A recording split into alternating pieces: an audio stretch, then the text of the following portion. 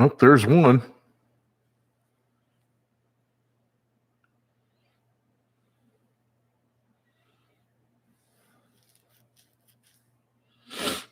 See if we can get a few more people in here before I get too in depth with things.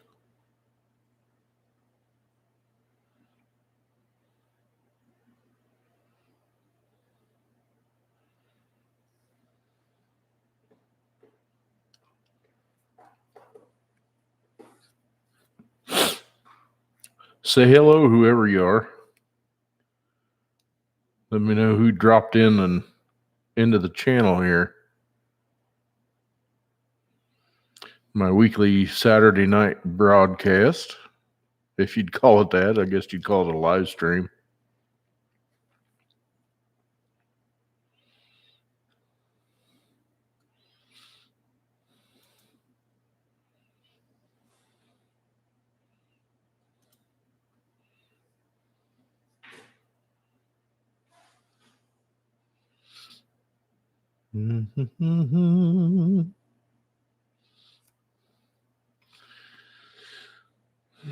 What other choices we have here?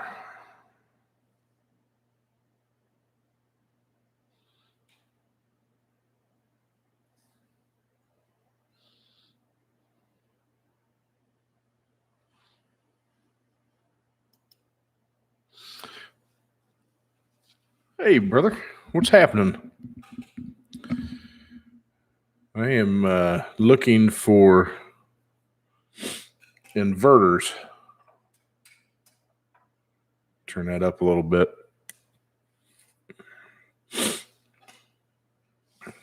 Doing pretty good. Says there's nobody in the room, so if you're still there,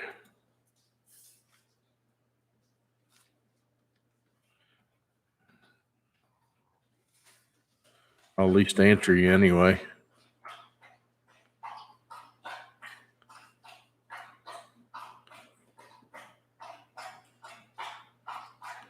Like I said, I'm been looking at sine wave inverters. I've got an inverter on my camper going bad. That's a part of me that you guys probably don't know is I love to camp.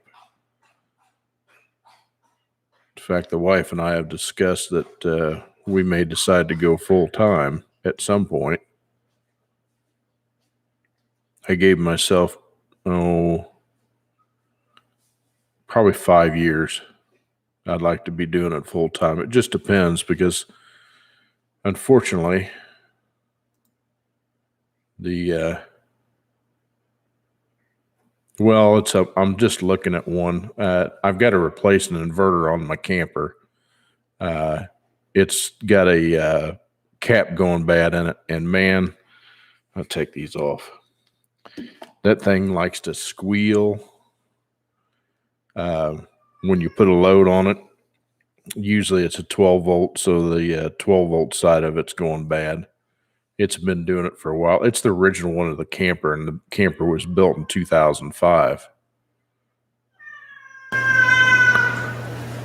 Yeah, I'm telling you, that's what we were discussing. We were like, we could almost find a good quality Class A motorhome and sell the house and be able to pay for that Class A good used one, obviously, and not have any debt.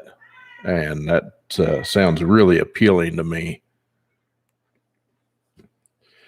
But we've got some four-legged kids. I don't know how we'd do that in a camper. And like I said, we've still got, unfortunately, this last week, I had to put one of my horses down. It was actually mother-in-law's, and my wife had been taking care of it. And oh, that was rough. It was really rough. You do pretty good as a guy, being strong and everything. And I was strong while the vet was here, and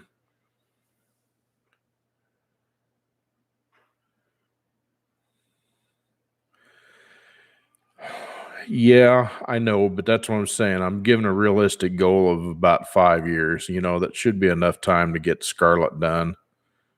And the idea is, to maybe get a stacker trailer or something like that to be able to take it with me wherever we go and still have a driver underneath. But for the time being, if it comes down to the fact, until we find something like that, we may live out of the fifth wheel for a while. Yeah, it was rough. Like I said, I was strong until the vet left and he got picked up, but then I couldn't help it and the waterfall came out. Just one of those deals. It just hurts.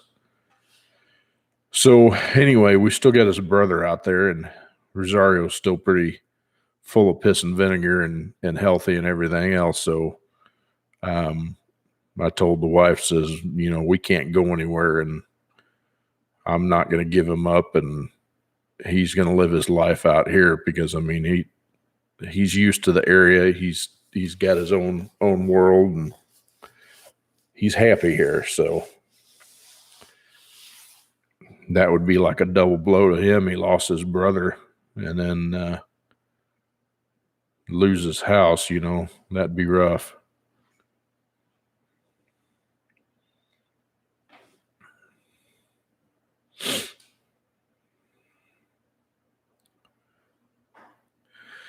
Well, the one that is, if you're talking about Scarlet, yeah, the Scarlet doesn't have an engine in it right now, but the donor does. And if you watch any of my previous videos, I was working on trying to see if I could get that old girl running. And, it turns over. It sounds like it's got a dead hole, maybe a stuck valve or something like that. I don't know how long the thing's been sitting, but it's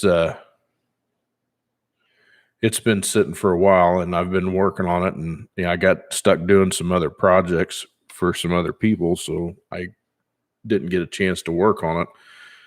But it cranks over decent. I think the thing will run. It sounds like it's got decent compression on the holes that don't have a stuck valve in it. So, and I got a new set of injectors for it, and I was going through the fuel rail when everything come in. Oh yeah. Oh yeah. If you don't shed a tear, even as a guy, you're just, I don't know. To me, you're either really strong or don't have any feelings, and I've got feelings, so I'm human. I'm not a cyborg. Speaking of which, did you hear the little interview they did with old Schwarzenegger?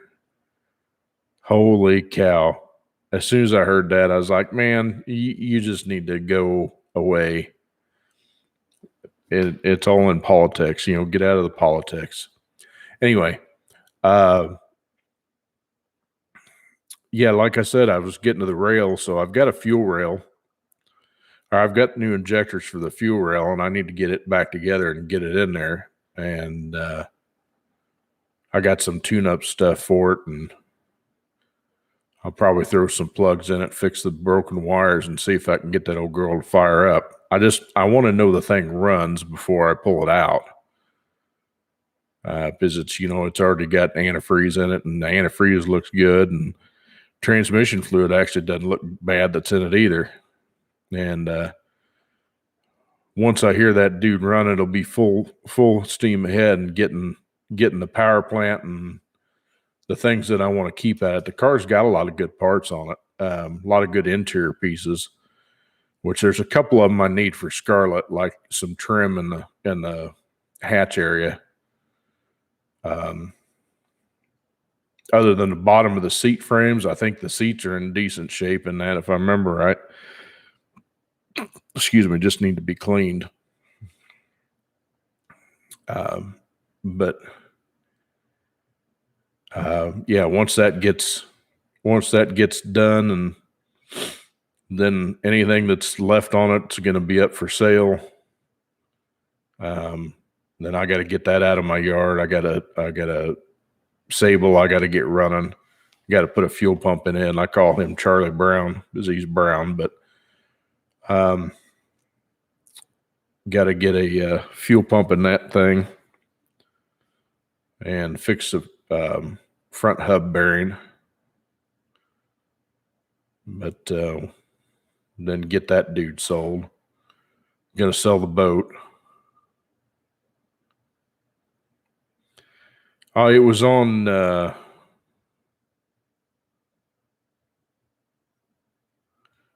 look up the Hodge twins on YouTube. Those two are hilarious anyway, but they talk about the interview with the Schwarzenegger. It's hilarious. Those two guys just cracked me up. Yeah, we got a damn good show. They just cracked me up. But anyway, yeah, watch that episode. It was here recent. I'm like, wow.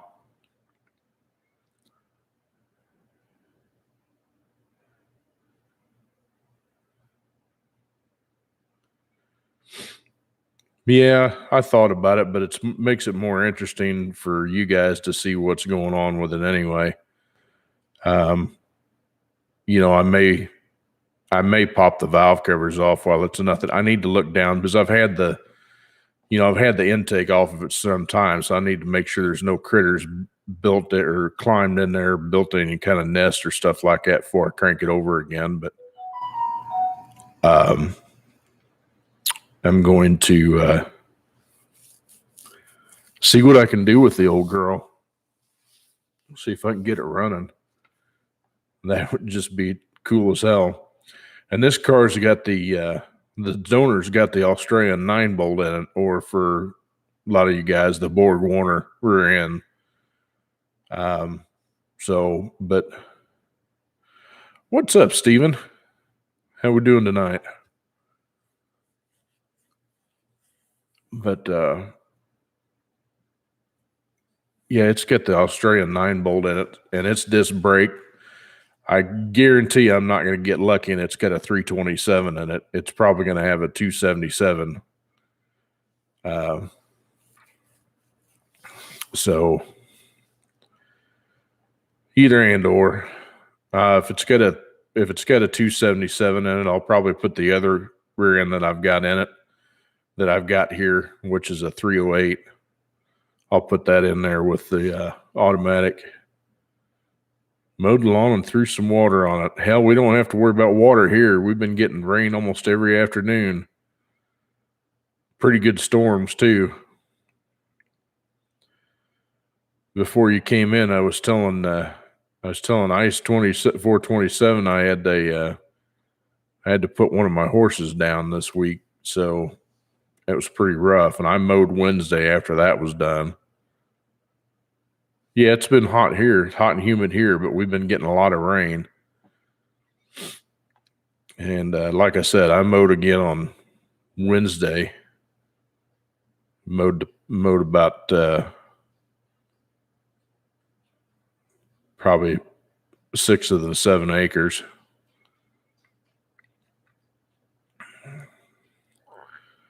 Which takes a little bit. It takes about 2.5 to 3 hours to mow the field, as it gets pretty thick.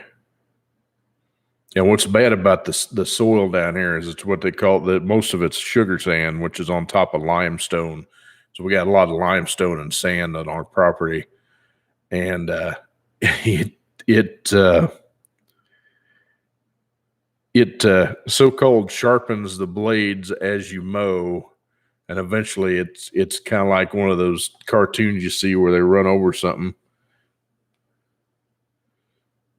Oh, yeah. I got a 2305 John Deere compact utility tractor.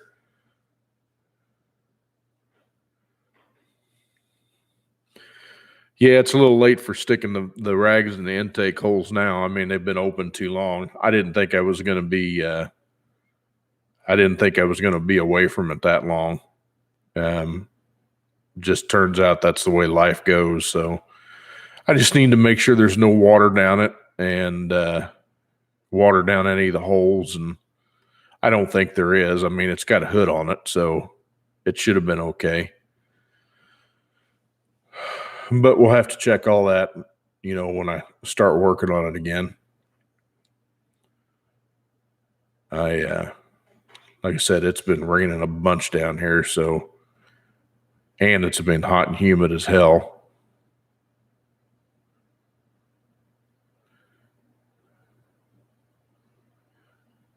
Yeah, yeah, right.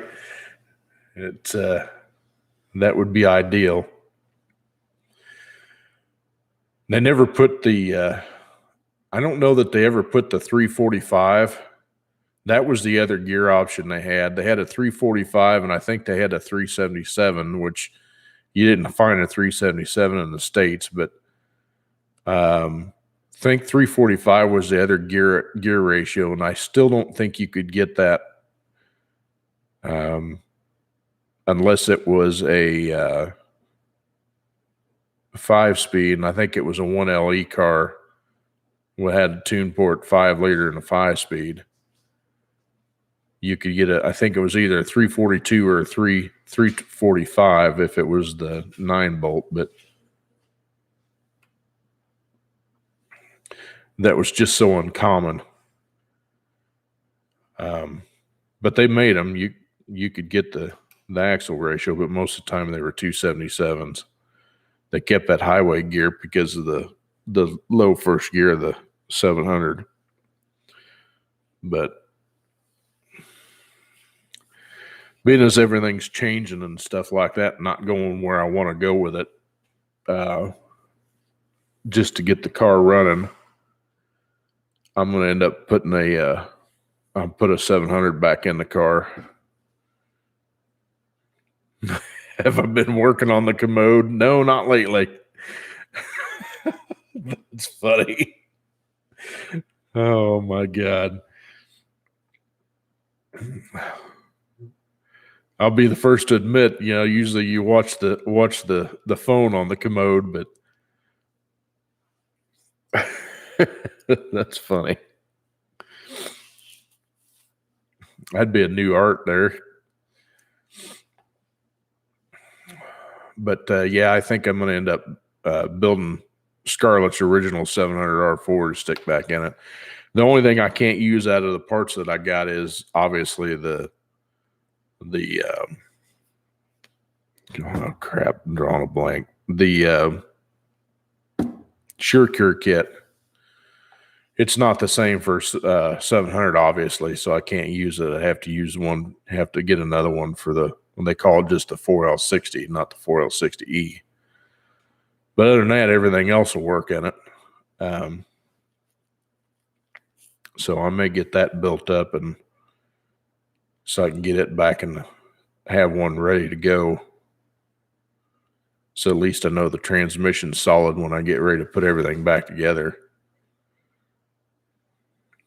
It'll just make it easier because I'm just for time constraints and money and just wanting to get the car running. That's probably what I'll do. Save the money and spend it on the engine so I can do a few upgrades. Because I definitely want to put some better heads on it. I want to do some headers with some cats on it. A good set of headers and a good set of cats.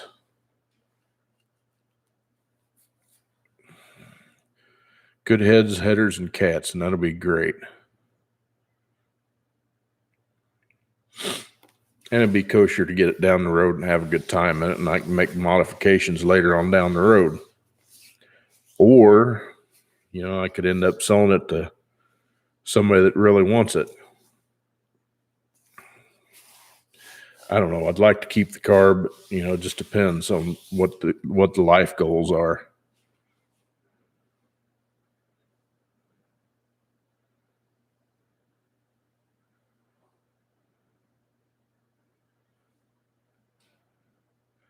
Oh, I know. I just, like I said, things have been going on and haven't had time to do it. So I do not have one tomorrow, Stephen. been kind of lazy here lately. I've got one recorded, which it's my editing computer that I'm still working on, but I haven't got it finished yet.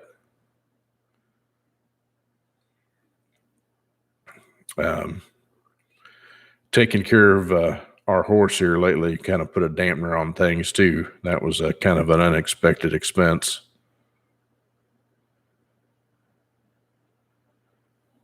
Between the two vet calls and the guy to come pick him up for cremation, that was like $1,100.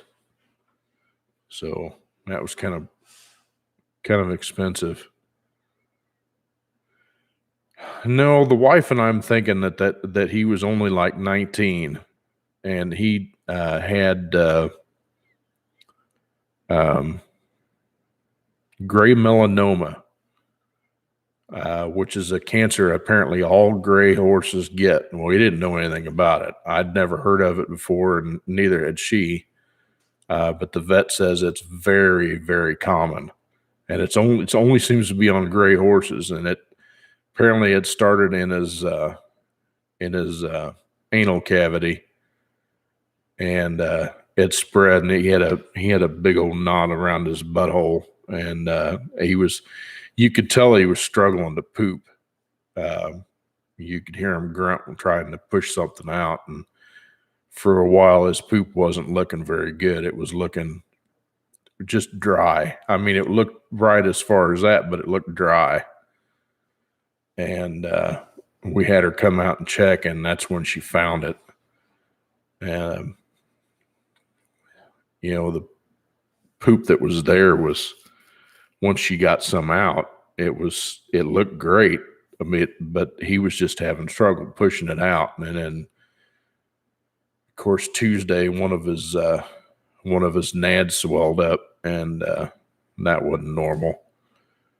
So it was a tough decision, but we both decided that, it's a pretty aggressive cancer once it starts in a horse.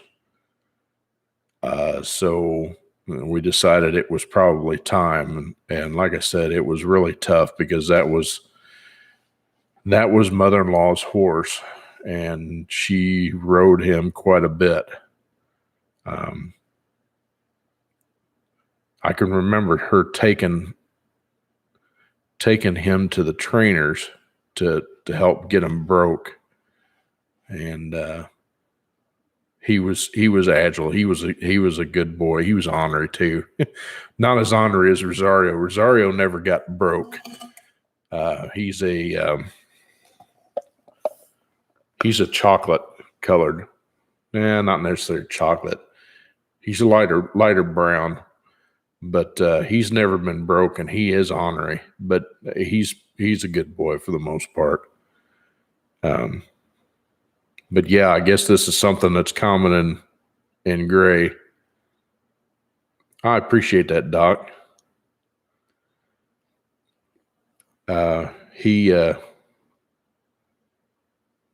It was strange, because when we pulled him out of the paddock up out into the yard underneath the tree where it was shaded and all, when the vet was examining, and when we took him and put him back in the paddock,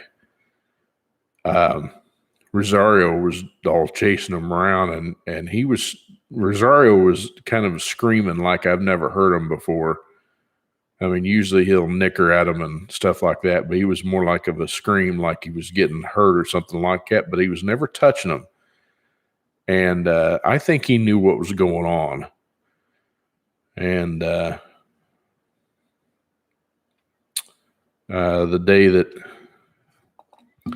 day that he passed, Rosario knew what was going on then too. I mean, he knew that he'd lost his brother. I want to tell you a story.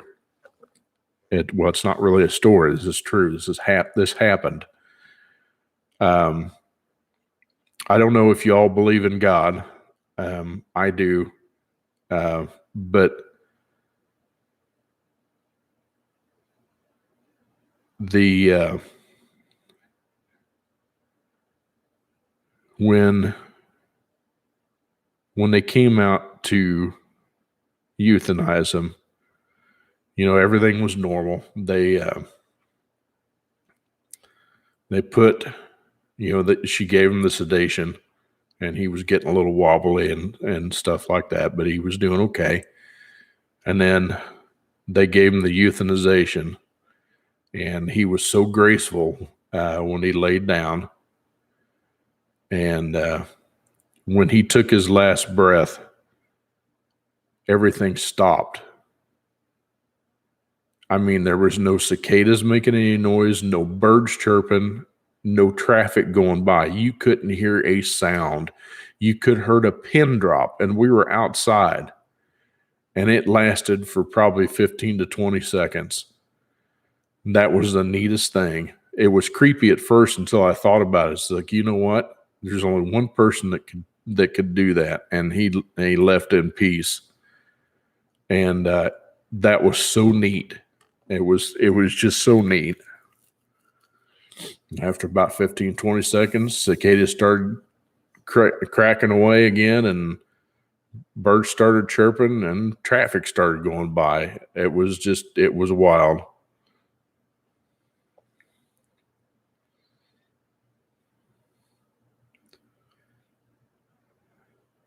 He does. I mean, it was fantastic. It was just the neatest thing. I mean, it was like Mother Nature was paying respects to Mariscal, and it was really cool.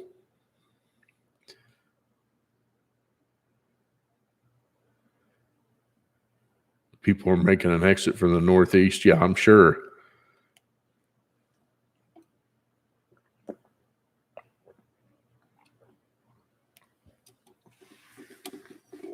But old DeSantis is under some fire too for what's been going on with down here.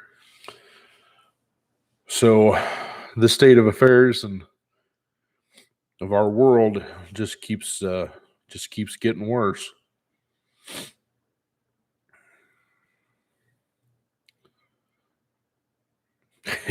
Is that not the truth? Holy cow, is that not the truth?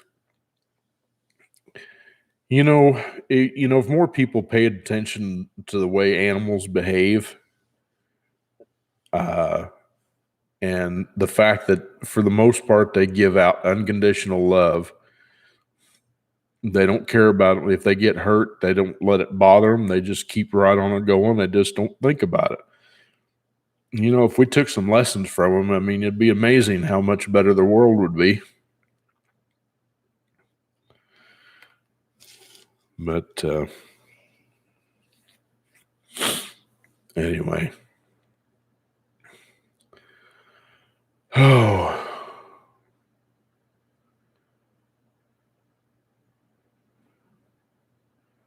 Yeah, they do. Cats and dogs know exactly, and it just never matters how bad a mood you're in. You come in there and they'll do nothing but love on you and show you, hey, it really doesn't matter. There's worse things in life, There's a whole lot worse things in life, for the most part. We're lucky, we got our health and we're still plugging away at things. I mean, could be taking a dirt nap. That'd be worse. But like my wife always says, the next day is never guaranteed, and it's true.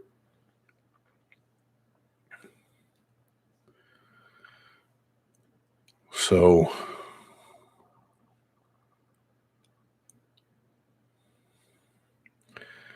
don't know if it's going to happen yet or not. My cat will mess you up. She don't care how anybody feels. She's a mean one. Yeah, there's been some mean cats. I tell you what, if you got a Siamese cat, those cats are mean most of the time. I've never seen a really nice Siamese cat. I mean, they're just usually pain in the butt. We got a good bunch of cats, though. Excuse me. This one right back here on the sofa. Man, he's got some sort of freaking chest congestion or something like that, or just really bad allergies. He sounds like the Walking Dead sometimes, but he's 20, so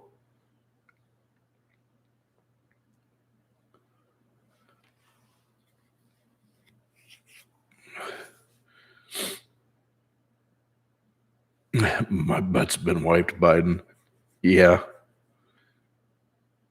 Yeah, he's pushing back, just matters of how far he's going to push. I mean, he said some contradicting things. That's whole lot. And I listened to a speech by Ted Cruz the other day, and he was contradicting himself there also. I mean, he had some points, but he was going back against what he was just saying, which didn't make any sense. But then again, I'm not a politician. I don't ever want to be one.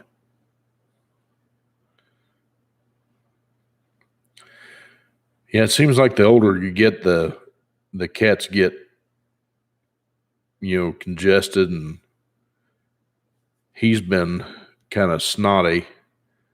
Every once in a while, he'll sneeze or something like that, and he'll blow a snot bubble out of his nose.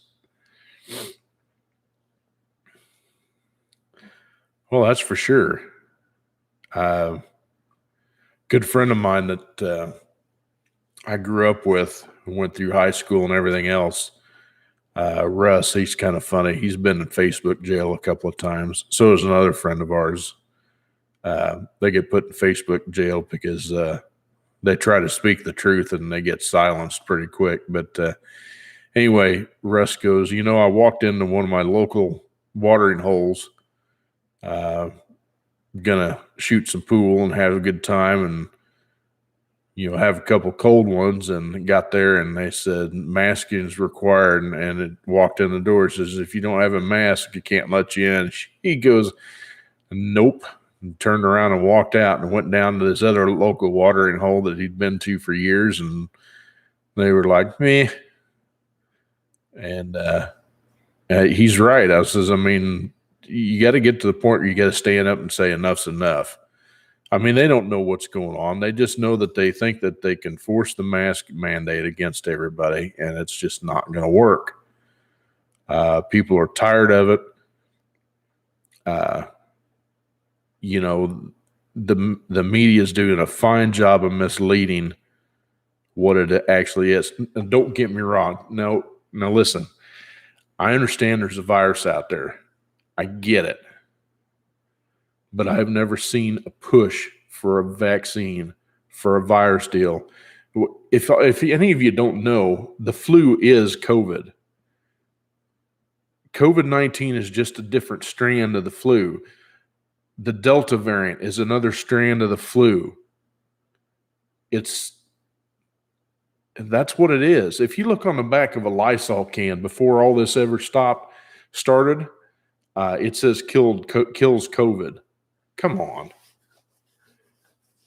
It's different strand of the flu. And if you go get tested and you said, well, yeah, they tested positive for COVID, and it says, yeah, you will.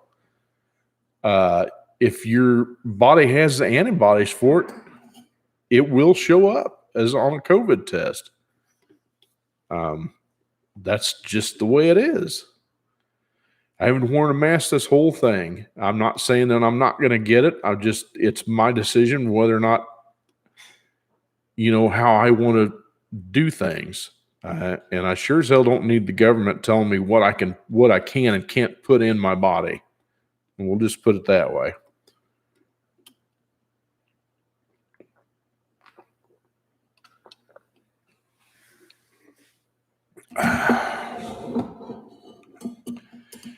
Anywho.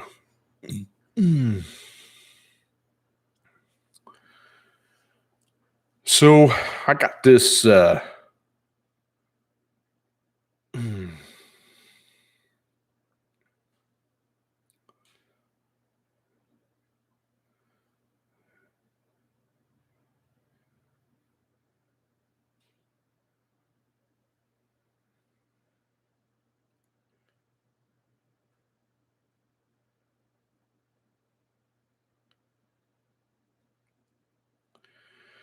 Well, there's my wife was telling me they were reading a deal where a lot of the healthcare workers and doctors and stuff, they're saying they're requiring them to get it, and they're saying, nope, I'm not going to do it. And they was telling them, well, if you can't work if you don't have it, so they quit. They will go out the door.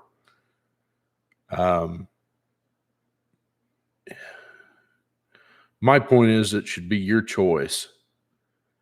It should be your choice. You shouldn't be penalized either way, whether or not you get it or not. You shouldn't be penalized just because you have a different opinion of what it is.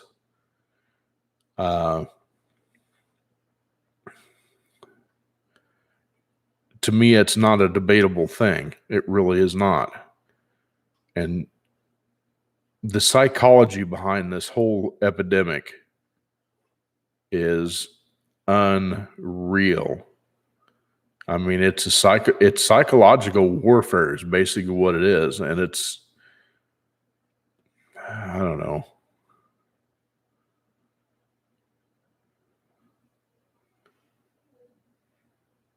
Yeah.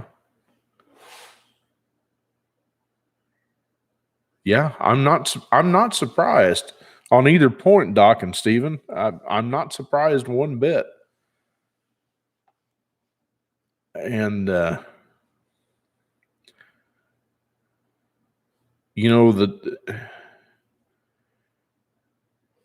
like the fact that DeSantis, spoke up against getting the border handled, which still isn't handled.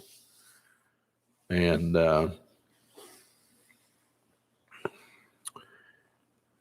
their plan is to increase the Democratic vote is what they're trying to do, so they don't get it so close again next time.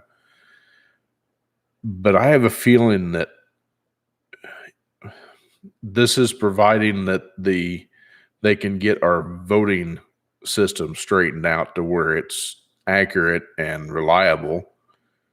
They're going to find out that a lot of those that they were hoping are going to vote for a Democrat is going to turn around the other way, and it ain't going to happen.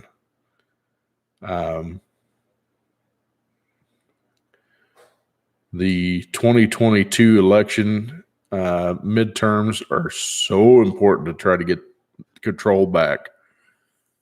And then, the 2024 is even more important.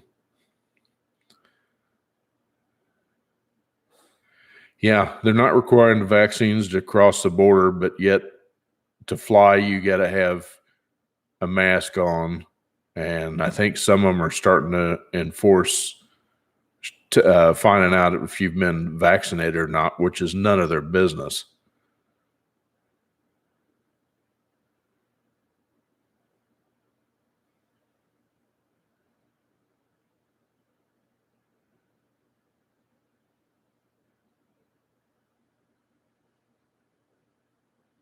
Yeah, I mean that's the way I look at it too, Ice. I mean, it's forming population control for sure. I mean, they haven't proved it yet, but there's still a chance that they are somehow impregnated with a microchip of some sort so they can control it.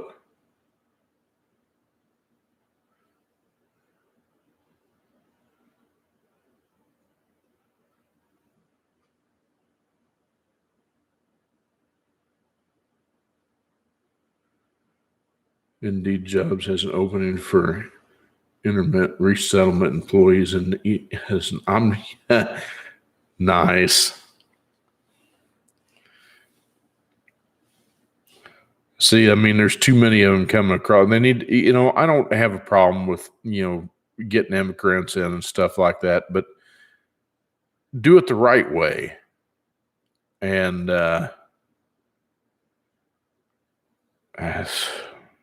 I got to get off this subject, guys. It's just making me mad.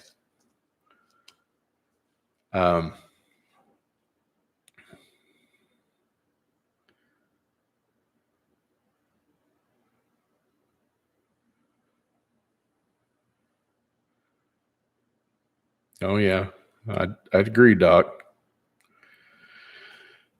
Anyway, so I'm working on this 6T35 at work, which a 6T35 is a 6-speed automatic front wheel drive that they use in a Chevy Cruze. They use them in Malibus too. I think 6T40 in a Malibu. The transmission's a piece of crap. It really is. They always have been. But anyway, I've been repairing this one, and they got a Ford Sprag that's about that. Well, excuse me, let me clarify that because I've been clarified on this many times. It's a one-way ratcheting clutch. Anyway, it's about that big around, and it sits down in the case, and somehow Friday when I was getting this thing in there, it didn't look right when I had it in the first time. So I pulled it out and rotated it a couple of teeth and set it back down there. And as soon as I set it down in there, it wedged sideways. And now I've got it stuck in this case and I can't get it back out of the case. Having a hell of a time with it. And I was frustrated with it Friday. I was about ready to throw the thing across the damn shop. It pissed me off. We shouldn't even build these transmissions. They're pieces of crap. And yes, Doc, those turbos do melt pistons sometimes. In fact, I put pistons in this one already on the same job because they were complaining of low power and the compression was down on it. So when you run into that, you're supposed to put pistons in it. So I did. It had, for 1 through 4, it had 200 or 240, 210, 200, and 190. And they all should be around 240, 235, 240 PSI. They can't vary more than 15 PSI on the compression tester. And then they tell you if it does, you need to pull it apart, put pistons in, as long as the cylinder walls don't have any score marks in them. And mine didn't, so I ended up putting pistons in it. And then I had to fix the transmission on top of that. And hell, this transmission's just giving me all sorts of fits.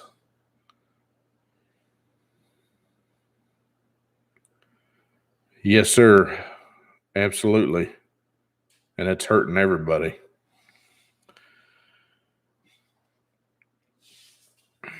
So that's a job I get to look forward to Monday to farting with Monday morning. Just my favorite thing.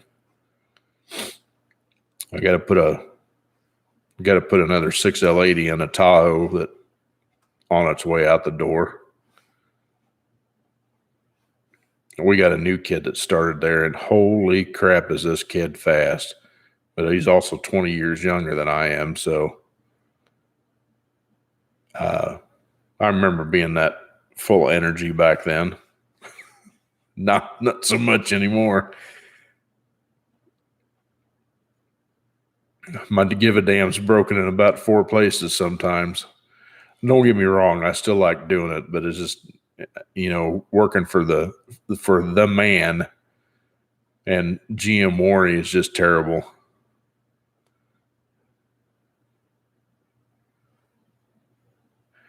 Yeah, the landlord thing, holy cow.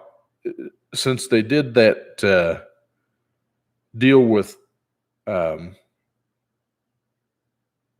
you can't get your tenants out if they don't pay rent. Well, how in the hell is the landlord supposed to live? Because that's what they live off of. But they can't get them out of the properties, and these people aren't paying rent. Yeah.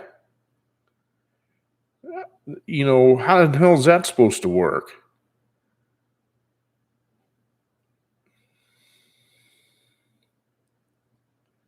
It's ridiculous. That's the dumbest thing. Get your ass off the freaking couch and go back to work. I mean, that's as simple as that. I mean, take some pride. I mean, how much, if you're always taking handouts, that's what the government wants. The government wants you to rely on them, which means they can control everything. No. No, don't do that shit. Excuse me. That'll probably get me flagged, but it just infuriates me. Get your butt off the couch, go back to work, earn a living, earn your keep.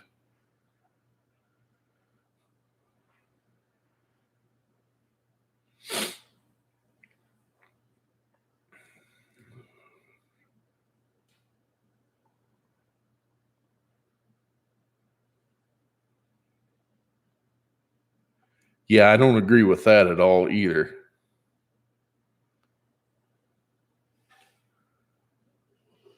And yeah, the new generation don't. They believe in video games and sitting on their butt and having somebody pay them, for doing absolutely nothing. And that's why the food industry and a lot of the smaller paying jobs can't get anybody in there because the kids want $15 an hour to do nothing. I'm sorry. I mean, I know some of you probably started less than me, but when I started working, I made $2.20 an hour working at the bowling alley, and I absolutely loved that job. Of course, back then I loved to bowl too, and I still do, but except for my arthritis and my hands won't let me do it anymore. I'd probably drop the ball every time I'd try to hang on to it because I bowl with a fingertip anyway. But anyway, I worked from that $2.20 an hour job to where I'm at now, which is I'm paid pretty decent for what I do. And granted, what I do is not enough. I mean, not for dealing with half the crap that I have to deal with, but yeah, I mean, Stephen, my first job after the bowling alley was I worked for a company called Winstead's, which was a steak burger place. And, it was a fast food joint. I can't remember what I made. I think it was $4.75 an hour, but, I hear now they're doing like McDonald's is offering we were talking about this today, as a matter of fact, like a $1,200 or $1,500 sign-on bonus to work at McDonald's. Really? And what's the stipulation for when you get that sign-on bonus? After 90 days? Well, yeah, the 89th day, they're going to can your ass and for no particular reason, find out they don't need you and you don't get that sign-on bonus. Yeah, I'm playing that game.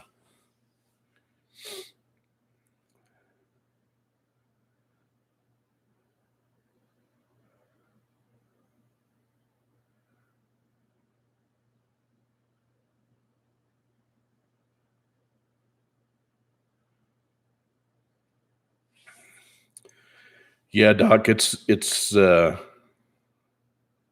going that way for everything. Just we were talking. I went to my favorite of all places, which it's not really, but I went to Walmart to get a couple of groceries a week or so ago. And it's usually every week I go. I end up having to go to Walmart like once a week just to get stuff. But anyway, we grill out a lot, so I use charcoal, and I like charcoal. I don't like gas grills. So I bought two of the big bags. They think they call them like 16.9 pound bags. Kingsford charcoal came in a 2-pack. 3 weeks ago, I paid $16.97 for that 2-pack bag. I had to buy some more because we did a lot of grilling. It was longer than that. It was probably a month ago. I bought 2 bags, and it was $16.97.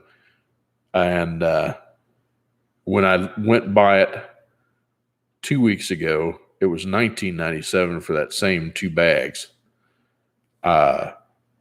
And yeah, the prices of everything has gone up tremendously. But the one things that don't seem to go up is our paychecks. So, yeah, it's going to hurt everybody.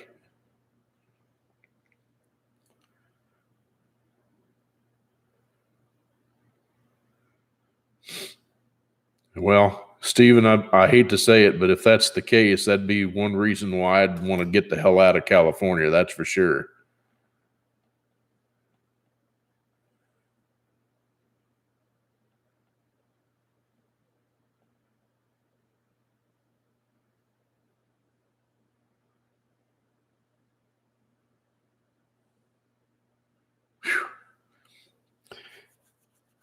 I don't know if you guys remember back in 2007 when we went into that recession, when everything went skyrocketing.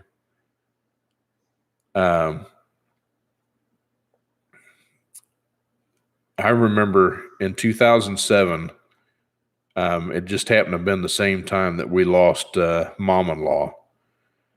And at that time, I was driving an 88 Chevy pickup, long bed, two-wheel drive. It was an extra pickup that I'd bought for my dad because he said he wanted a pickup, so he could get some stuff occasionally. And it's like, okay, so I picked up this truck for next to nothing. Had to build the transmission in it because it was burnt up. It had a camber shell on it. I got rid of that pretty quick. Anyway, I was driving that to and from her house, which was in Lone Jack, Missouri. And at the time I lived in Lee Summit, Missouri. And I worked. Where was I working at the time? I was working in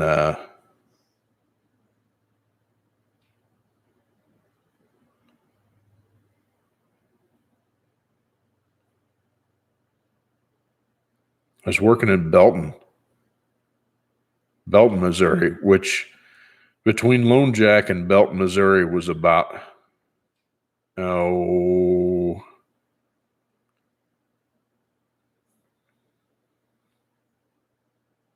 45-minute drive. Anyway, that was when gas was $4.50 a gallon or something like that, something stupid. But I filled up the tank one time on that pickup. I remember it quite well, and it was over $120 to fill up the tank on that truck. That was a rough time. Thank God we lived in a cheaper house at the time. I mean, we would have never made it.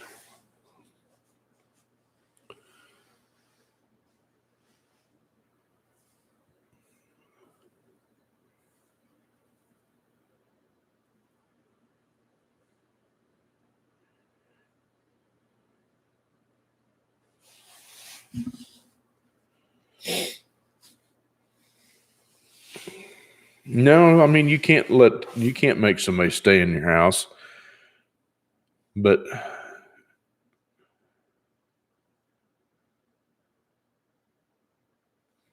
and in the same instance,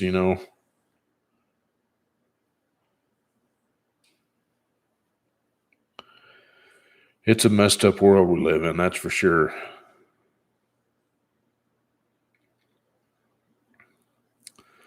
Anyway, I don't know if it's going to happen or not yet, but I'm thinking about starting another YouTube channel. It won't be anything big, but I'm thinking about doing it just for my camper. Because I think what I'm going to do is do some improvements on my camper. I need to get after it, get it going. So I'm going to be busy doing all that stuff and doing my job on top of that. So, but who knows, since they hired Wonder Boy, they may not want me anymore. I may be old washed up material.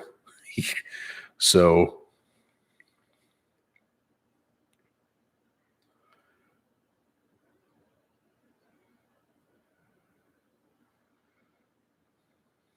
yeah, I don't know. I wish things would go better. I keep praying for things to go better, and it's just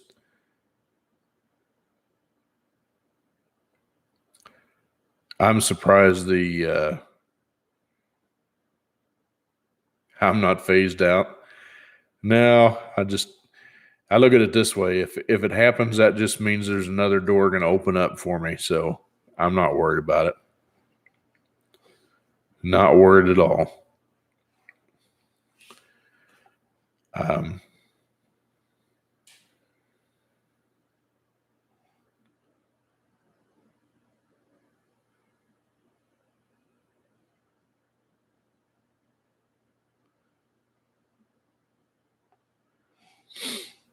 Yeah, I mean, that's the way I've always been.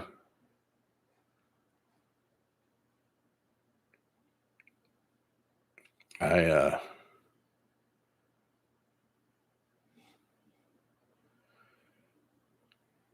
I just I don't you don't control. I mean, if you believe, like I said, if you believe in God the way it is, you should know that you're not in control anyway. And believe me, what's happening in our government is not in our control, and what's going to happen is not going to be in our control. We'll just I just leave it in His hands anymore, and let Him take care of me, and He will. That's for sure. That's also for sure. Just like, some instances of things that have been happening lately for me. I think I've seen it coming, and so I think it's going to be pretty good. We'll just see.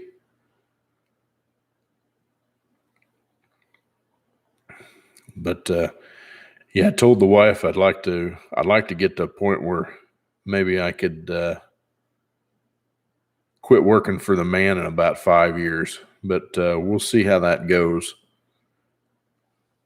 I don't know if I'll be able to follow in my dad's footsteps or not. He retired at 55, and if that didn't just give you up my age, that's 5 years from now.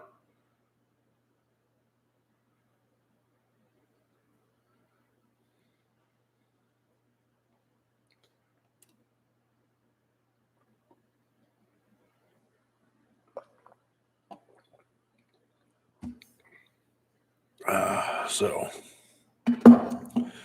that is the goal. But anyway, I really need to get after my camper. The Florida sun down here just starts beating things up. So I got to get after it, get some caulking around this thing, get it cleaned up. I got to get the inverter replaced. That's what I was talking about. I was looking for sine waves, inverter chargers. Anything's got to be better than that one that's in there. And I was thinking about stepping it up and putting a better inverter charger in it.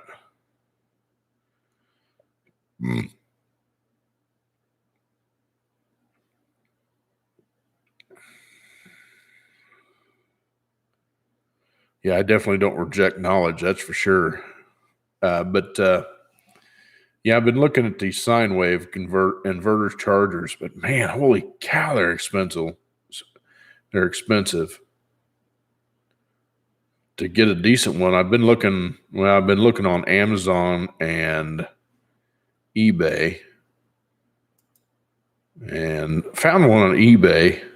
What a name for an inverter, a Kotek. Sounds like a feminine hygiene product or something.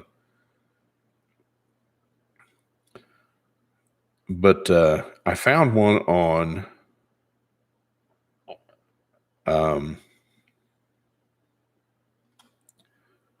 Amazon.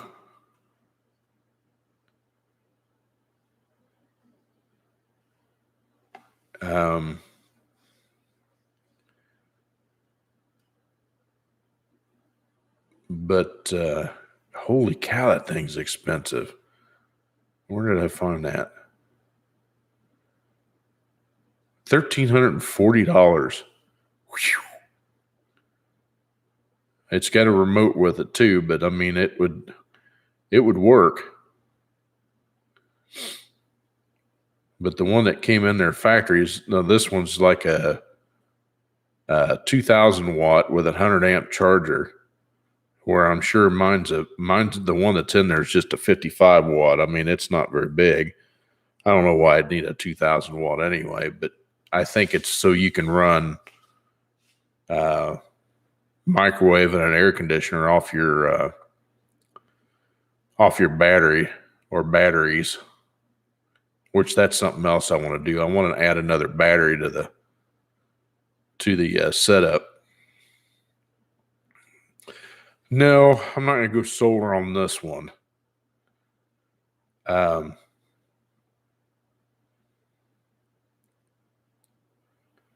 Yes, I know that. I've seen those. Those are pretty cool. But I've heard from some people that them things are pretty loud. But I mean, I would love to put one of those in. The only problem I see with that is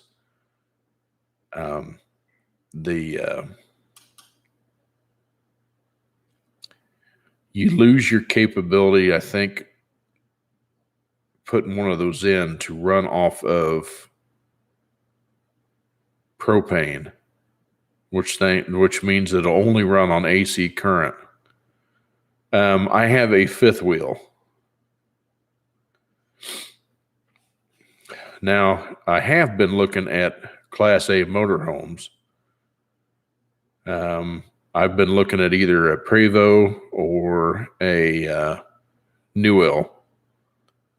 They both have their advantages and they both have their disadvantages.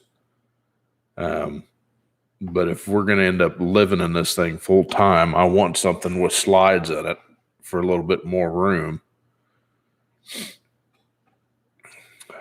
And most of the Prevosts in the price range that I can afford are going to be in the late 90s. Well, any of them are going to be in the late 90s, early 2000 years. And the Prevosts, most of those have got, that's what I'm looking at. Most of the Prevosts have got the 8V92 Detroit in it, which is not a bad engine. But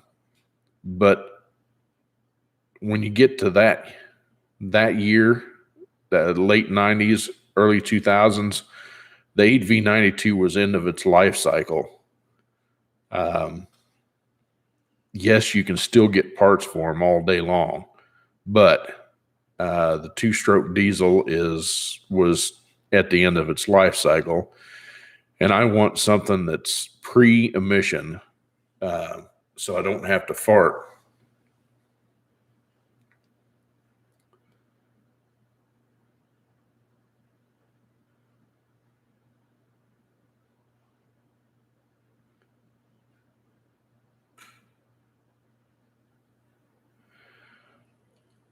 Yeah, Ice, I don't think I'm going to have to teach him anything. He's pretty fast. And I guess he's like 100% certified in Chevrolet, but he's not in Cadillac. And peanut butter and jelly on toast. There you go, Stephen. And Doc, I'm looking at the Newells in that same year, like a 90, well, any of them. I think the 96 model. Starting around 96, they used the Detroit Series 60, which was an inline, and they were rated 500 horse and a buttload of torque. Some like 1,300 foot-pounds of torque. The new Newells use a Caterpillar or a Cummins X15, 15-liter diesel. Holy crap, that's a big diesel. But anyway, it's rated 615 horse and 1,920 foot-pounds of torque. Whoa. That gets you down the road without any problem. Of course, these things are so stinking heavy. I mean, you got to have that kind of power to move that much mass. So, like I said, the Prevosts have got their advantages, and then, the Newells have got theirs. I seen this one Prevo that I looked at. It was, I think it was a 1998, I think it was, or I don't know, an 88, or I don't remember. But anyway, this thing had 2 generators in it. 2 generators. Why do you need 2 generators in a motorhome? Yeah, that Series 60 is a bad mamma jamma. They used that for many years. Good, reliable, strong engine, and fairly simple to work on. And that's kind of what I'm looking at. Not that I learned on an 8V92 in diesel school when I was growing up. That's how long that thing's been out. And they're a neat engine, to say the least, how they work. But the Series 60 is going to be easier to get parts for, easier to service. And that's where the new L comes in.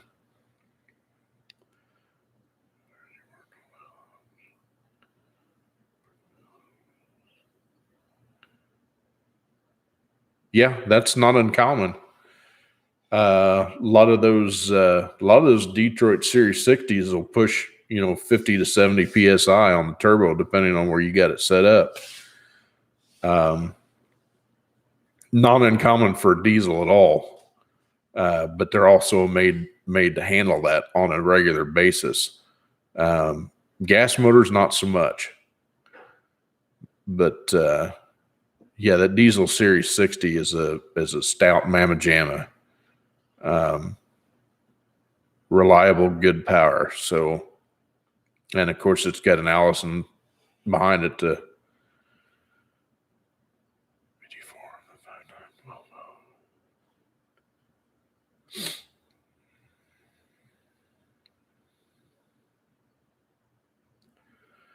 Well, I don't know. I mean, like I said, the one that's in the camper is just a 55 watt inverter charger. And like I said, one of the caps in the thing is going bad, so it squeals something fierce when you put a load on it. Absolutely drives you nuts. And it's been going bad for a while. I need to replace it. And I thought about just upgrading it and putting a better inverter in it.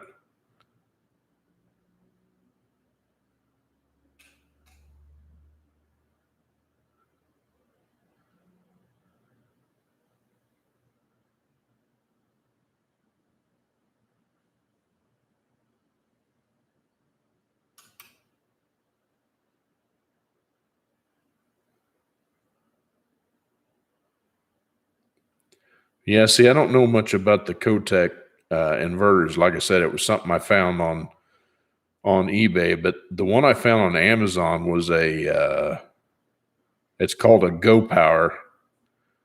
It's a 2000 watt with 100 amp charger. And like I said, it has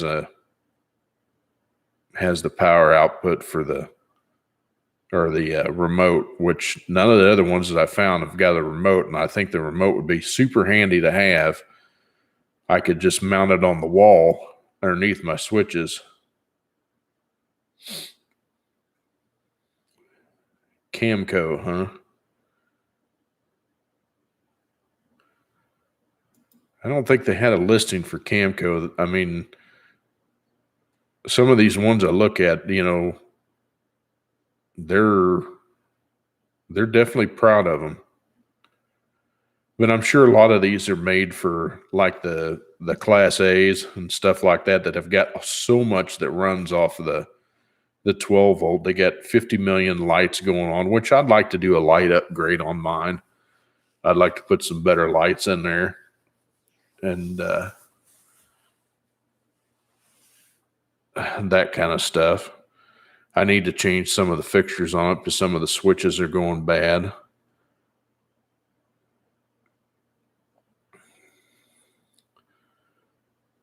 Here's one that's a Magna sign. 2,000 watt with a charger, but it's $1,650 plus shipping, so you might as well say $1,750. Excuse me. Some of the others I don't think would work in my camper the way it's set up. I haven't really dug into it too far yet.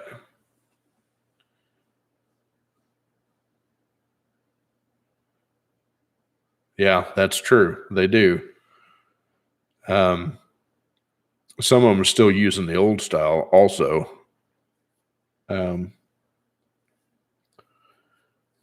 But I don't know if those are 12. Yeah, they would have to be 12 volt. That's probably why they have the 2,000 watt inverter. But and then convection microwave ovens, them things are to be able to run one of those. And I think the whole reason why they put those inverters for them is that so they can run the AC stuff off the inverters. I mean, that makes sense. I mean,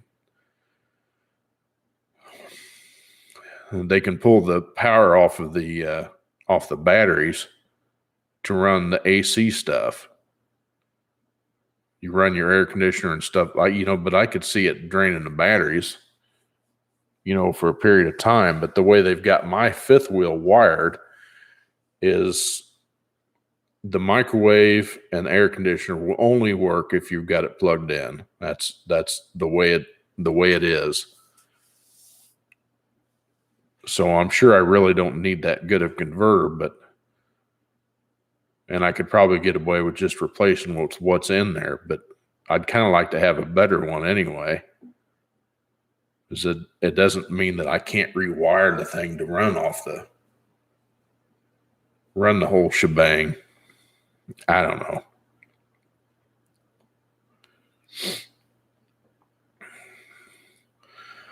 But and it's due to have some tires replaced because they're 7 years old. So I replace the tires about every 7 years. These have got some miles on them since the last time I replaced them. It'd be nice to do some upgrades on it because, who knows? We may end up living out of it for a while till I find a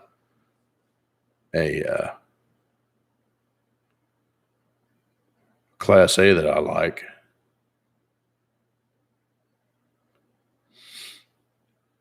And it's time to do some changes on. I've been seeing these drawer slide outs, and I would love to be able to have some of those drawer slide outs in my fifth wheel. Man, it would make it so much easier to get to stuff. May just have to make some, but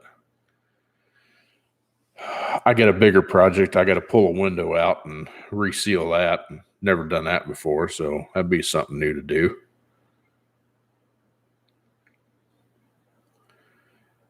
I made the mistake and bought a regular queen size mattress to replace that lousy one that we had in there. And of course, the regular queen size mattress is longer than a camper queen, so it just gets in the way. I just never have replaced it yet. So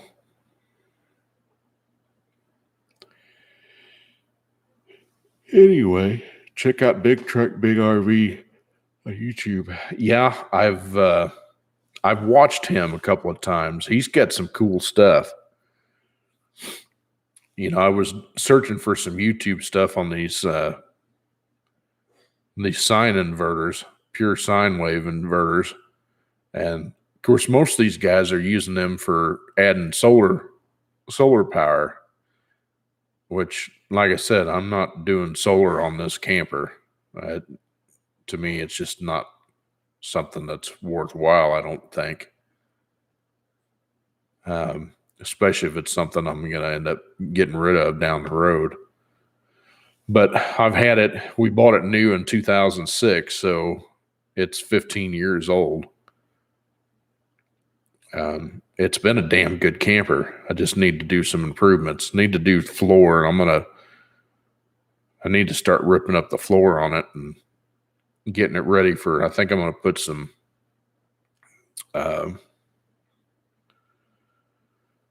probably some vinyl plank flooring down, something that's good for the dogs so they don't go sliding all over the place.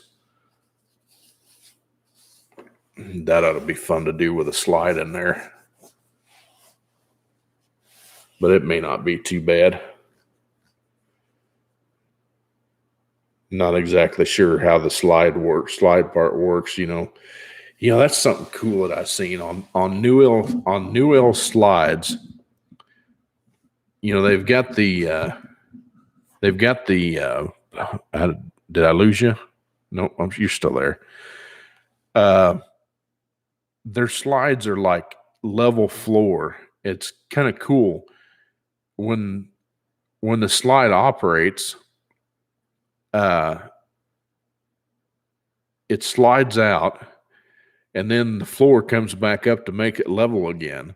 So when you get ready to pull the slide in, this little plank drops down, and then the slide rolls in, and it meets the other side, so there's no seam in the floor. It's pretty cool.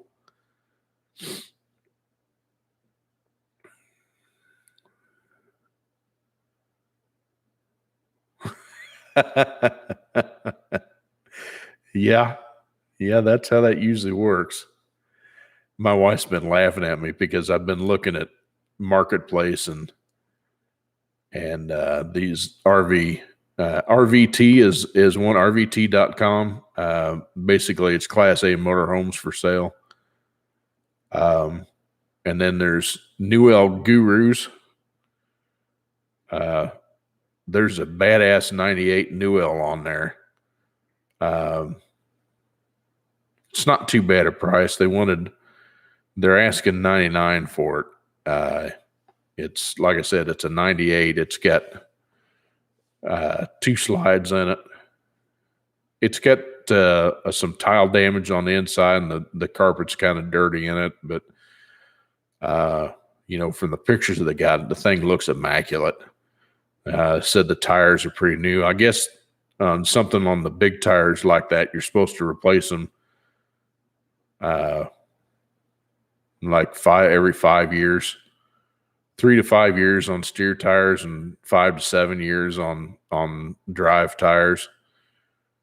And man, I can only imagine what them stupid tires cost. I'm sure they're stupid money. Something you'd have to save your penny bank for.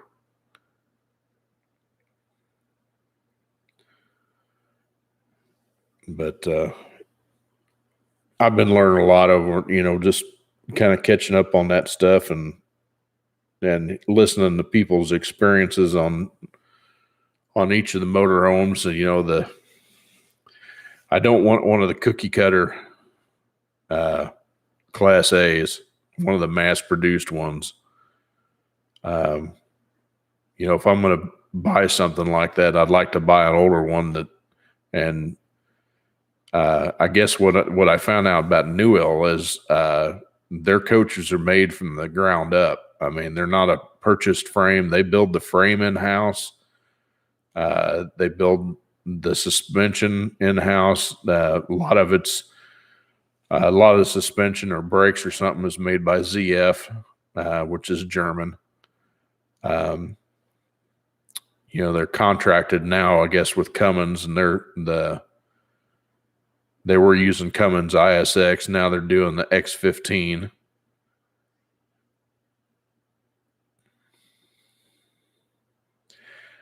Yeah.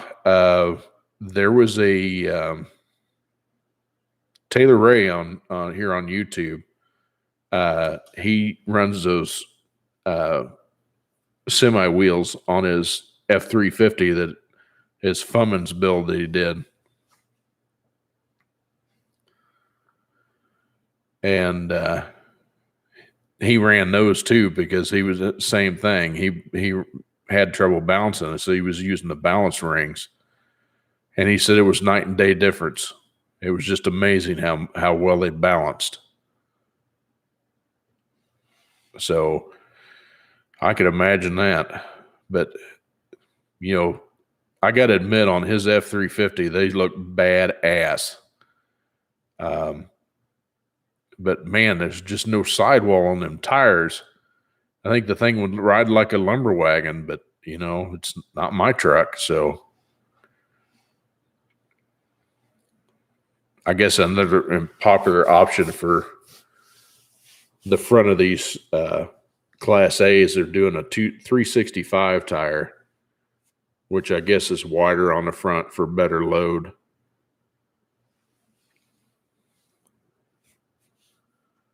I've seen some GMC motorhomes.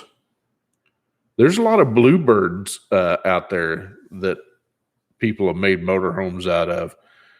Just not appealing. I know I want a tag axle Class A. And the reason why I say that is because the tag axle's better for towing trailers. And like I said, I'd like to find a stacker and be able to carry my Camaro in there. And then we got a Honda Pilot. And we could put the Honda Pilot down below and have a bike up top and maybe a golf cart for something to run around with while we're at these, you know, campsites. Something small that we can suck in there. And then I could have, you know, an area to have like a little shop in the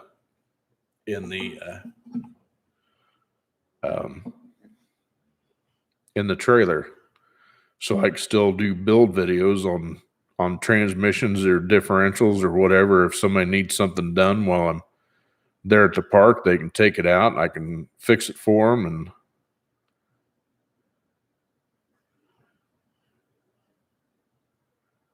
yeah, and I'd agree. And that's what I'm going to work on the fifth wheel, because I've already got something that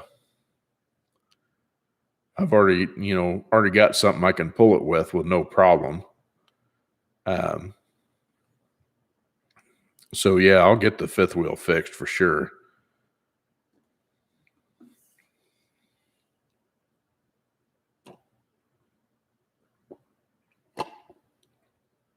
Because they're talking about all this, like you won't own a house and stuff like that. Well, guess what? I own a house. It's on wheels, and I can roll it wherever I want and park it wherever I want. So that's the way I look at that. And old Bertha will pull it just fine. Now I might have to rent a storage unit to put a couple of vehicles in. Agenda 2030, huh? By the time 2030 rolls around, I may be too old and not want to do this crap. Of course, that's not that far off. I'm talking like in 5 years. I'd like to be able to do this, but it all depends on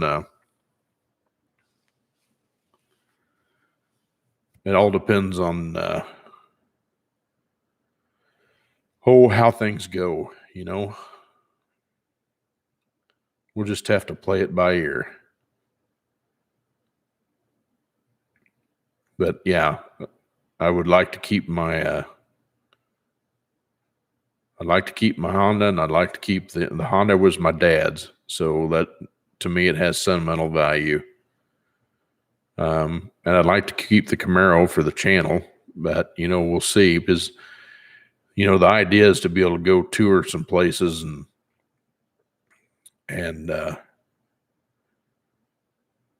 you know, meet with some other fellow YouTubers, or you know, go to some of these car meets with the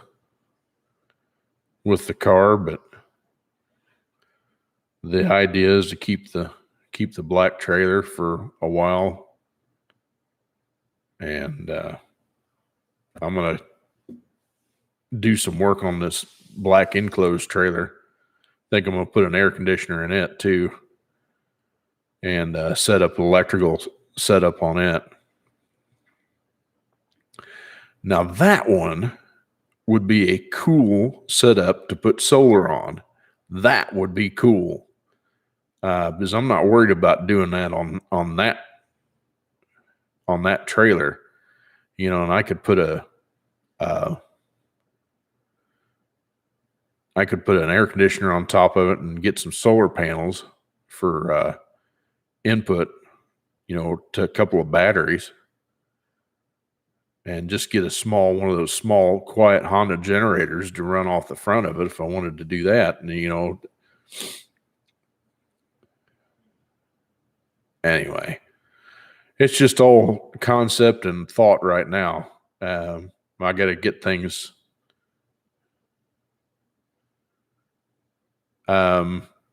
Technically, you can pull double in almost any state.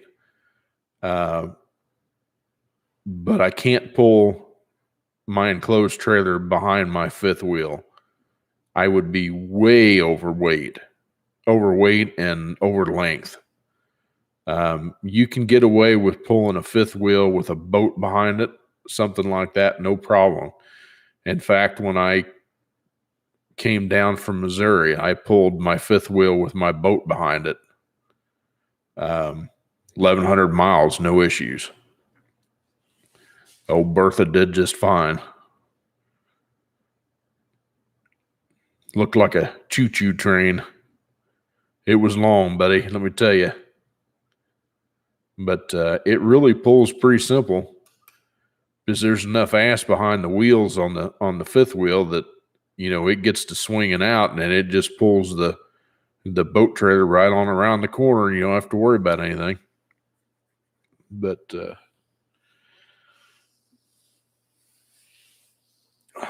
yeah, we're gonna start selling things and putting it in a fund for getting things fixed, and hopefully I can pick up some supporters of the channel. Old Bertha is my 2002 2500 HD. It's got an 8100 in it with an Allison transmission, Allison 5-speed, 410 gears front and rear, 4-wheel drive. Obviously, if I said front and rear.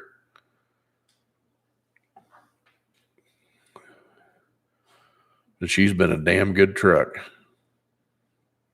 Yeah, been a damn good truck.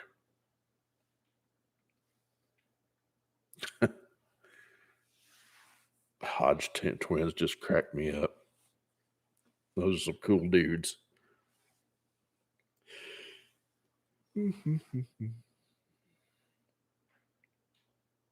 Pretty much.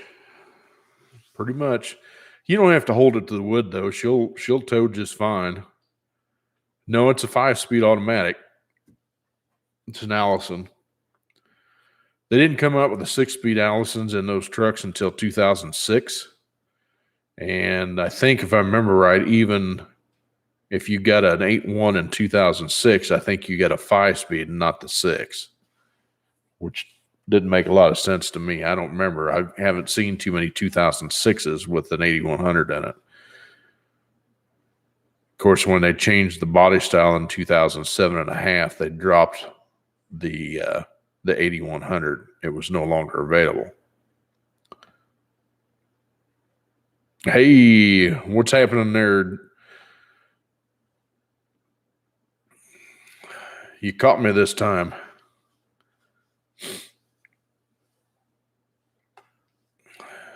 But yeah,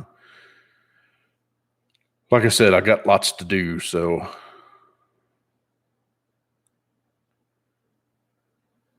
one of these days I'll break down and buy an easier camera to record with, but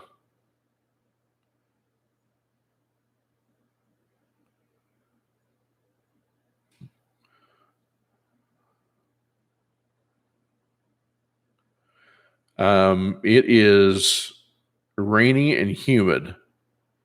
It is Right now, it's not doing anything. It's just peaceful out. It's been cloudy all day. We haven't gotten much out of Fred. I don't know that we will, but on your Savannah band, if you're talking about your Savannah dock, I don't think so. I don't think the transmission will clear the bell housing on that, or the tunnel on that van.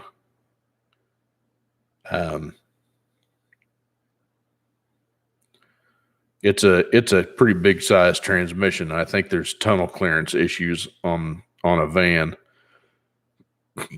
Plus the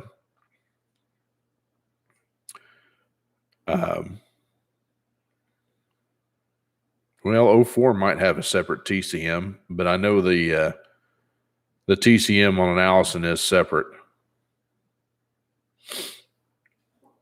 And no flooding here whatsoever. I think it missed us for the most part. From what I understand, that thing ran right up into Georgia.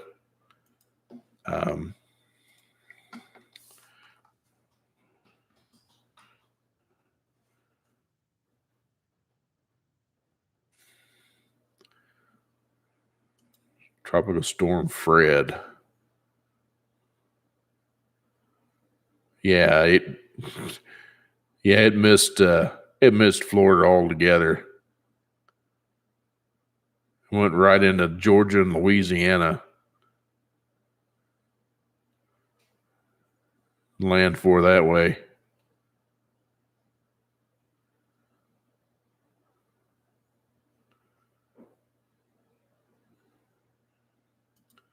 See if I can get a picture of it here.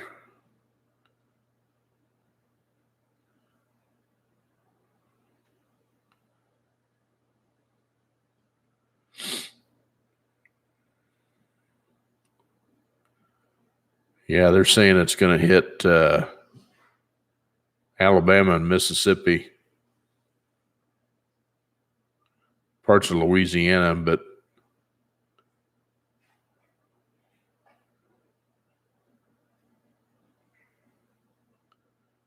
anything can change. But apparently there's going to be another one coming in, from what I understand, not too far off. Good looking honky.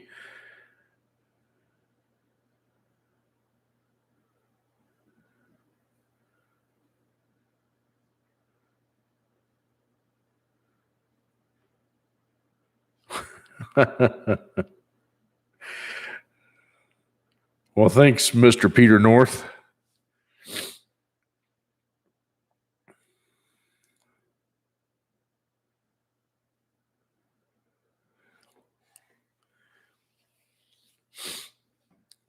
That's a heck of a name. Good looking honky.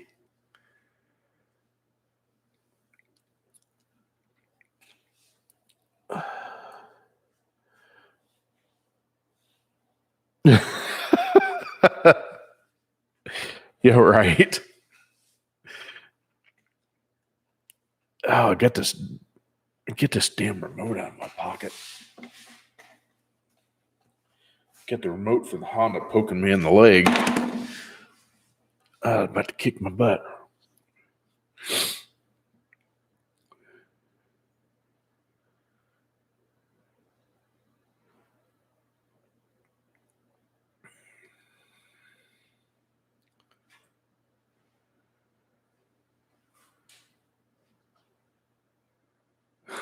I bet they can't. Yeah, Ice, that was what the original thought was when we got the fifth wheel. We can drop the trailer and we have a ride. But the Class A has its advantages because, you can stop just about anywhere. The ride's that much better. Plus, you can tow something behind it with a tow rig, in there or whatever you want to do. And you can still have your vehicle back there, something to drive. I would like to keep my pickup, but I don't know that that's going to be feasible. And I can't flat tow the Honda. The Honda is an all-wheel drive vehicle, so you can't flat tow those. As far as I know, you can't. I've not seen one flat towed. But that's what the black trailer's for. I can roll it inside the black trailer. It should fit. And, tie it down, and I just have an extra trailer behind there, but that's not a big deal. I mean, behind a Class A like that, you probably wouldn't even notice that trailer was back there. But again, if that was the case, if I had a couple of shelves in there with some tools and stuff like that, I'd have a little shop set up in the front of the trailer, and I could still do, mechanical videos and working on stuff, and, have a little workshop in there. Little is the big key. It would be little, all right.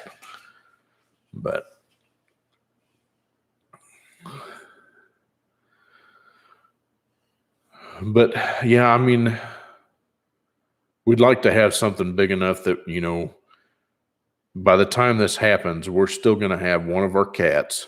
I mean, I don't know how many of the cats we'll have left because they're all up there in age except for one. So we're still going to end up having one of the cats, and she'll go with us. And, we might have one or two of the dogs left, but my wife says we're always going to have a dog. But that one right there is the one that we will probably have yet. She's the youngest. But I guarantee if we buy something like a Prevost or a Newell or something like that, she's not going to have any front claws. And there will be no discussion on that. Way too much nice stuff in there and too hard to replace. It's not like you can just go out and buy a new piece of furniture, stick on that. So, but again, it all depends on what happens with our other horse. Like we discussed, I'm not giving him up, and he's going to live his life here. So I just got so many things to do around here. We're getting a new roof on the house. Late September, early October is when we're on the schedule for. I'm getting pretty happy about that. Just because it's the original roof on the house, and it's about due to be replaced. It's about 20 years old. This house was built in 2003. And so, yeah, I'm getting anxious for that. And plus, we're wanting to repaint the house. It's starting to get pretty to the point where it needs to be painted. And I think we're going to change the color. Right now, our house is like multi-shades of brown. It has dark brown around, well, I guess it's brown around the window frames. It's got stucco on it, so it's got brown around the window frames. And the rest of the house is like a tan color, maybe. I mean, it's a good color combination. It's just that we want something different, and we're changing the roof color, so we're going to have to change the color of the house because it's not going to look right otherwise. Because we're going with like a gray type of shingle. Not a gray, but it's more like a charcoal. And it would look better with blue. I seen a house around here that had white trim on it around the windows with, it was like kind of a slate blue, almost color house. It looked really good together with the white trim, and it would look really good with the roof color we're choosing. So that may be what we're going to do. Got lots to do, but anywho, My wife laughed at me the other day. We had some family down. It was her nephew and his new girlfriend. They came down for a week, and we're trying to get the house cleaned up a little bit. I mean, it's not bad, but it needed to get cleaned up a little bit. And she was laughing at me because I cleaned the stovetop. We got one of those glass cooktops, the Frigidaire, the stoves that you see in every house in America almost. It's got a ceramic cooktop. But anyway, so you scrape off the big chunks off the burners and stuff, that shit that gets burned on there. And excuse my language, man, it's just slipping out left and right. I'm trying to keep this clean. But anyway, you scrape off all the junk, and then you got this glass cooktop cleaner, and you squirt it on there, and then you're supposed to rub it and stuff like that. Well, I figured out a way to use, and she laughed at me. She goes, "What are you doing with the buffer in your house?" I was like, "This is what I'm doing." And I've got a Milwaukee buffer, and you just put that on there and go to town, and it just peels that junk right off the top of it, and it looks brand new when you're done with it. She took a video of it and put it on Facebook. It was funny, and got a lot of people saying, "That's genius." I was like, you know what? It takes less than 5 minutes to clean that glass cooktop this way. So, I mean, it worked.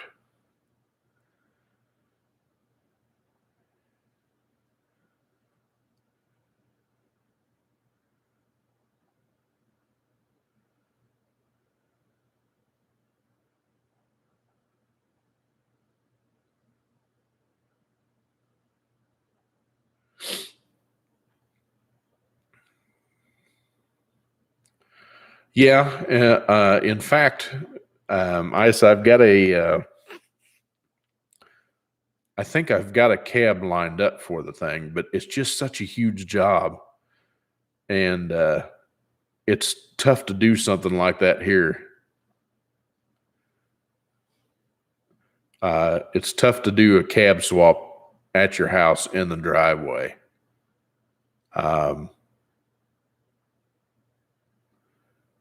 Now, Josh Campbell, one of the guys that I follow, he's doing his S10 Blazer. He managed to get his frame out from underneath of his Blazer in his garage. And it was ingenious how he did it.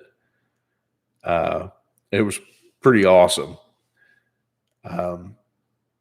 But this truck's a little different situation. I'll probably have some help and get it knocked out. Plus, I got to check with the DMV how that works, or the highway patrol, because on the GM trucks, they stamp the original VIN number in the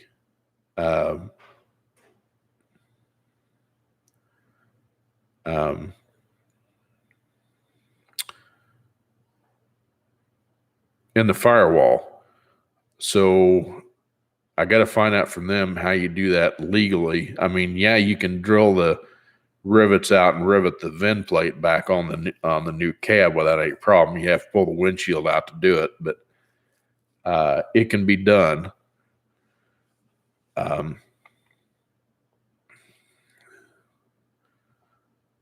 But yeah, I can do that. But at the same time, when I get this thing apart, I really wanted to take and strip the thing completely down, have the frame repowder coated, clean and repowder coated and put back together, and that thing will last another 20 years without any problem. I'm not real good with body work, but I've swapped many of frames out for sure. But I also had shop and lifts, and it just made it a breeze. Because you can pick the cab off the frame and dock on a lot of the new Chevrolets, especially on the diesel. It's a whole lot easier if you have to do anything major to pull the cab off it as well. But like on a lot of these new cars that I work on, half the time it's an automatic thing. You got to pull the front fascia off the car. It's almost automatic thing. And you know what's funny about it is you get used to doing so many of them, you know what bolts to take off. You can have them off in about 5 minutes. Well, not really 5. I think it takes about 10. But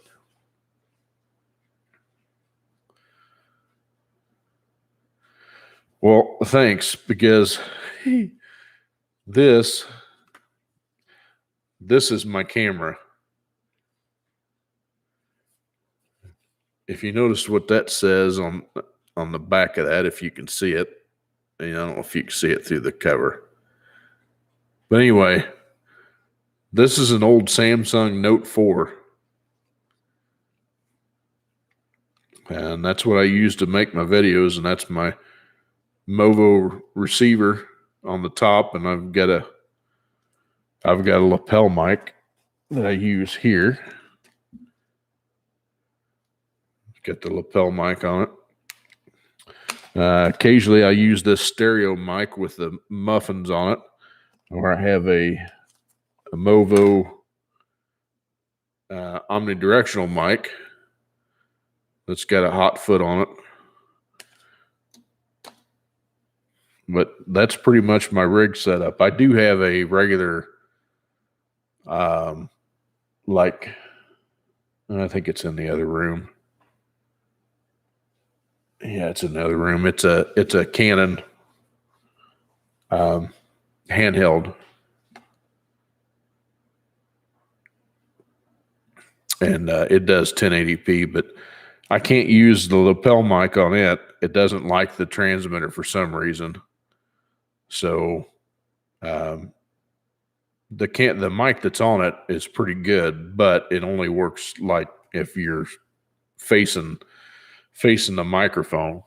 If you're off to the side like this, I mean, it doesn't pick up real well. So I don't use it, but maybe on a very rare occasion. Plus, from what I've heard from recording my own videos, my voice works very well on this mic. It picks it up very good.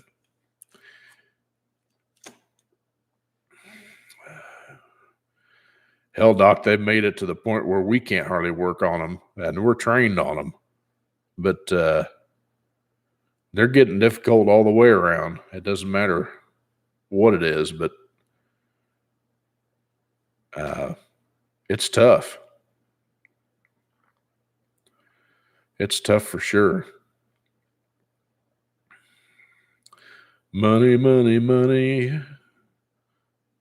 Must be funny in a rich man's world. Oh, that's pretty bad. I'm singing ABBA. Oh, boy, that's dating myself.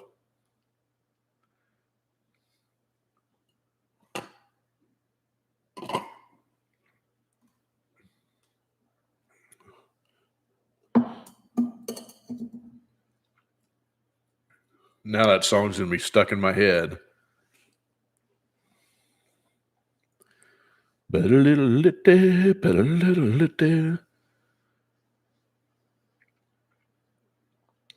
I can remember my mom and dad had that album on cassette.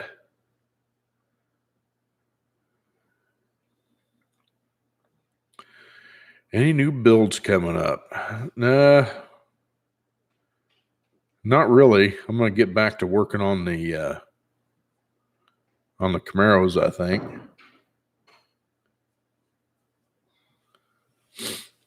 But other than that, no real major thing coming up. Not as of the moment, anyway.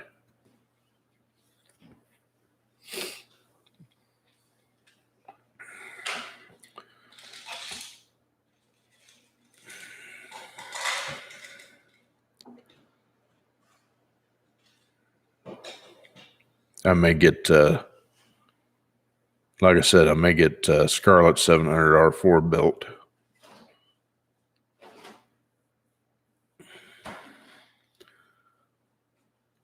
So it's ready to go.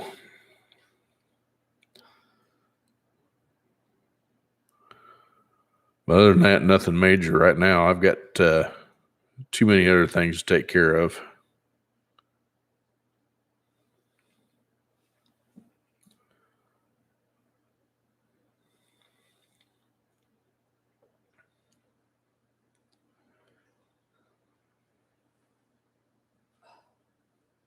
Yeah, part of the infrastructure bill. That's a politician pay raise bill is what that is. But that just gives me more reason not to want to buy one of the new cars.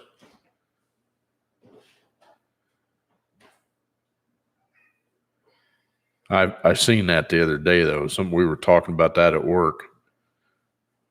That's just ridiculous. Too much control.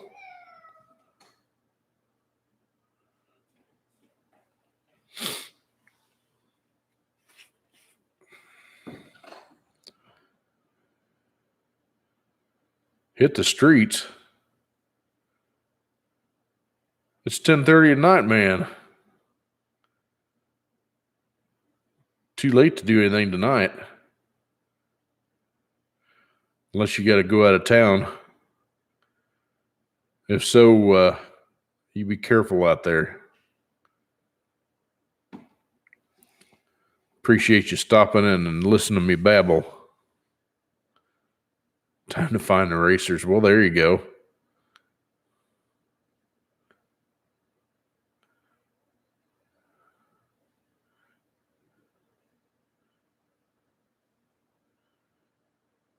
Hardened washer sun shell with a bearing reaction shaft upgrade. Some of the reaction sun shells. Well, there you go. We'll have a good time with that. And we'll talk to you soon.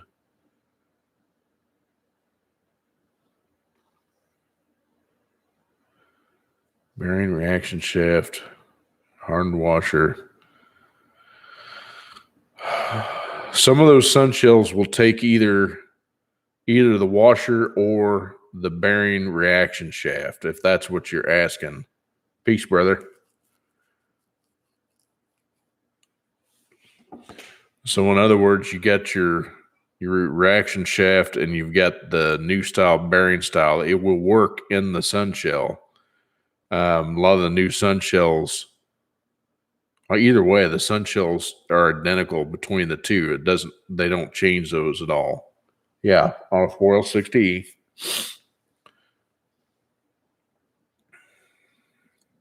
So to answer your question, yes. The sun shell is the same for both the washer style reaction shaft and the bearing style reaction shaft. Does that answer your question?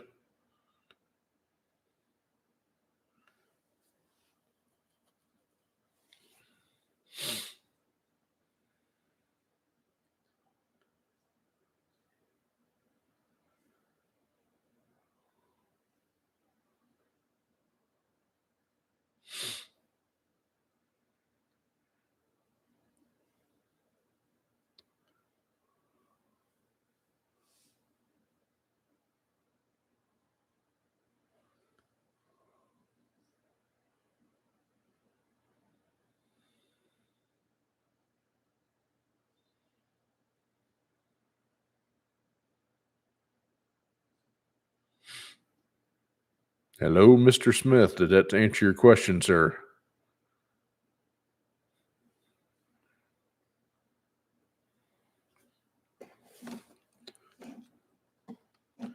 Or should I type it out?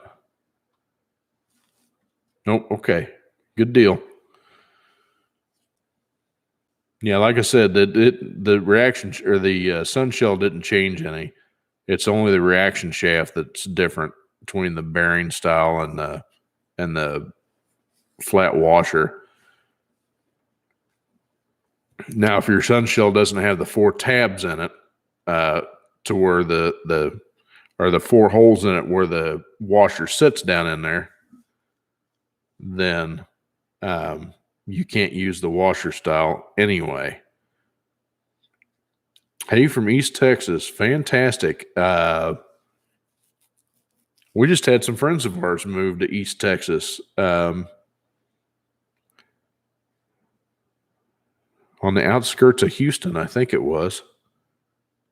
I don't remember exactly, but yeah, we just had some friends move down there from Missouri. They left Missouri. He's been wanting to move back to Texas for years and years. And he finally retired, and they bought a house down there, and they're just tickled to death.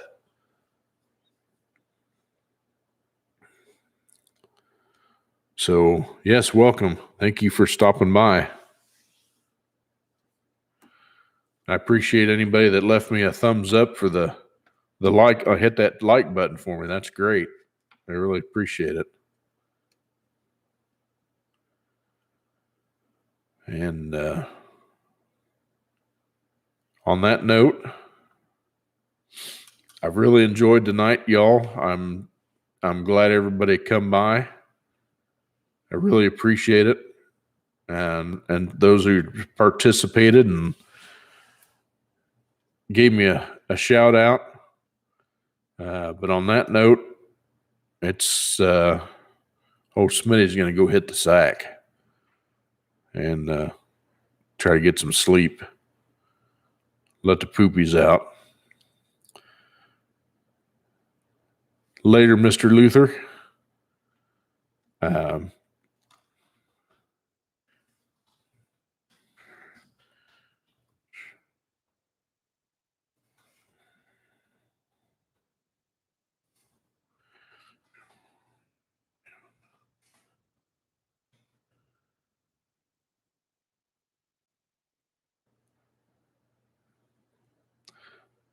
I will do just that. So with that being said, y'all take care of yourself. Especially take care of yourself. Take care of each other. Watch out for your loved ones. And God bless you and God bless America. We'll talk to you later.